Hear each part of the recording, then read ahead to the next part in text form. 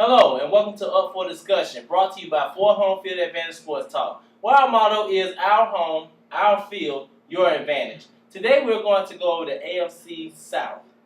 We're going to tell you all the strengths and weaknesses of the 4 teams in this division, and we're also going to go over players to watch. So we're going to go ahead and jump right into it. Let's start off with the Indianapolis Colts. Let's find out what's going on with them. Well, the 2012 Indianapolis Colts, they had a stellar 2012 season after all the problems that they went through with the coaching staff and a new quarterback regime. And in 2013, I think they will be much better. And the strength of this team, it starts with Andrew Luck at quarterback. In the offseason, they signed Ahmad Bradshaw, which the jury's still out on that. And in the wide receiver, they have Reggie Wayne, a 14-year veteran. And on the other side, they have T.Y. Hilton. Been that long. Oh, man, T.Y. Hilton.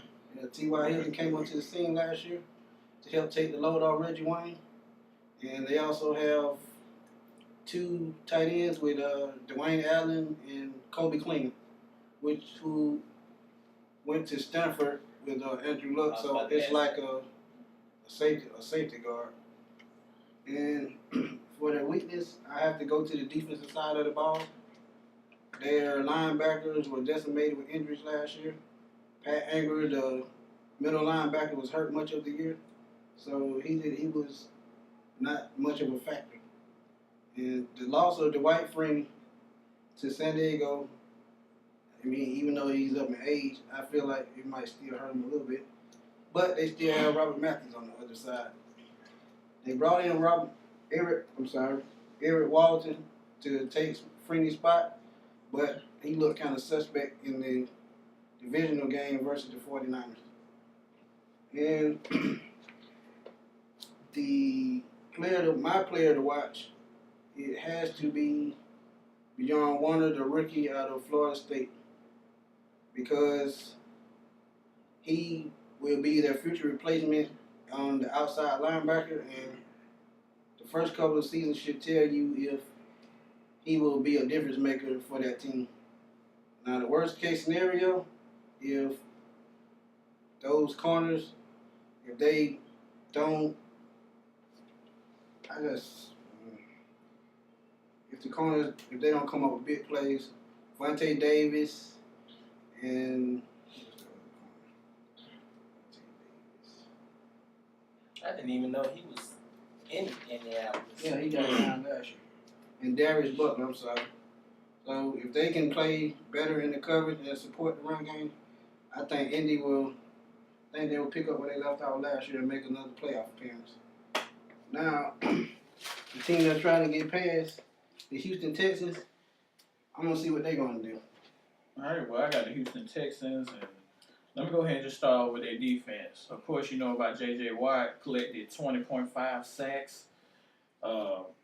I actually see this year, of course, they're going to throw a lot of double teams, but they might open up for linebacker Brian Cushion, which if he stay healthy, which that is what they're banking on him to actually be a combo with them two.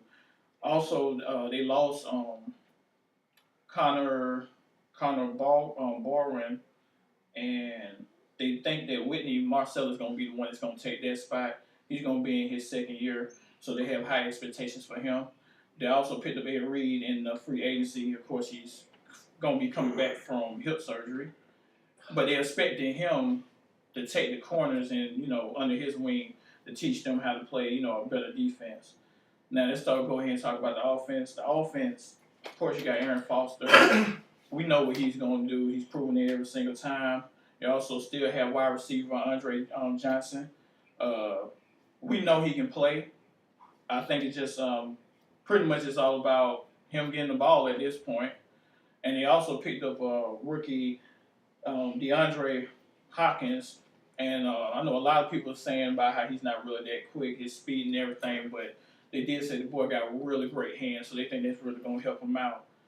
The big thing is you have Matt Shaw and quarterback, and it's no secret he really haven't led this team like they want him to take over and lead them to. Of course, Gary Kubiak is really saying that, hey, the scheme that I'm running, this West Coast scheme that I'm running, he's my quarterback. But at the same time, I still feel like in the sense of that T.J. Yates is not that far around the corner. The question is how long they're going to let Sharp go. Carolina boy. Yeah. That's the question. How long they're going to let this go before they think about putting T.J. back in. And just to throw out some numbers on offense, their rushing offense, they was 8th. Passing offense, they was 11th. And total, they was 8th. And that's about it. What players do we need to watch out for on the? I think it's definitely a quarterback situation that you need to watch just to see if this move might happen. I understand. Of course, if you watch me before, I don't really go by what the words that come out of the coach's mouth. It's about action and read between the lines. I also think a player to watch, you need to watch Whitney Marcellus just to see if he can actually take on that linebacker spot. Oh, okay.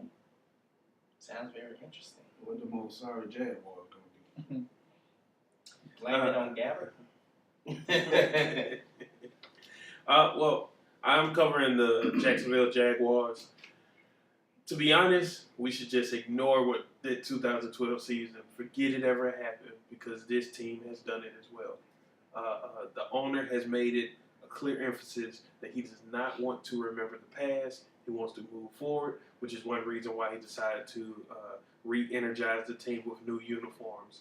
I don't like the uniforms, but I like what they represent, changing from a forgettable season to something new. First thing they did was they hired head coach Gus Bradley. Don't know who Gus Bradley is? Yes, you do. He was the defensive coordinator for the Seattle Seahawks, who took that defense to a vaunted position. Now, of course, we know that in Seattle, he liked to run a press coverage with a defensive line that included 3 big D linemen and 1 Leo. He's going to try to do the same thing in Jacksonville. He does have some pieces there. It's going to take a while to get it in place. But when we look at that defense, the defensive line is going to be key. They're going to have to find out who their Leo is going to be. Their Leo is their main pass rusher. He's the lean guy. He's going to be able to stand up or put their hand in the dirt. I think that's going to be Jason Babin because he provided a punch when he came over to this team in the middle of the season. Now, the other D linemen have to be solid run defenders and penetrate when needed.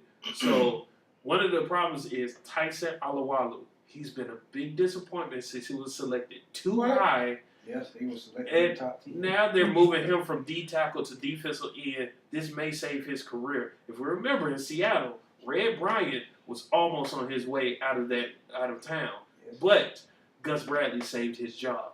So it'll be interesting to see how this defensive line comes around. They was able to bring in Cedric Marks, great penetrating defensive tackle from Tennessee. He just hasn't realized his potential. Hopefully Gus Bradley can bring that out. Now, as a leader for defense is Paul Posluszny. He has had over 100 tackles 3 years in a row. He's a solid player and probably the most reliable player on this defense over the last few years. With 20 sacks, he's going to have to help out with the sacks. And depending on how Gus Bradley wants to run, how much he wants to attack because he doesn't have the secondary he wants, Paul Posluszny might be in line for a really big year. Jonathan Cyprien is also going to be key. Whether or not he gets a chance to start, that's a second-round pick safety out of Florida International. If he's able to become the enforcer that Cam Chancellor was in Seattle, this could really be a big step forward for this defense in becoming a rough defense that wants to protect the middle of the field. Now, when you go to the offense, we have to talk about Gabbert. I don't want to, so let's move on.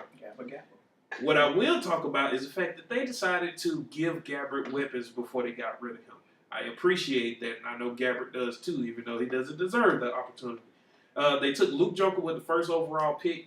This was a steal because Luke Joker should have went first overall. He's a technician. He was born to play left tackle.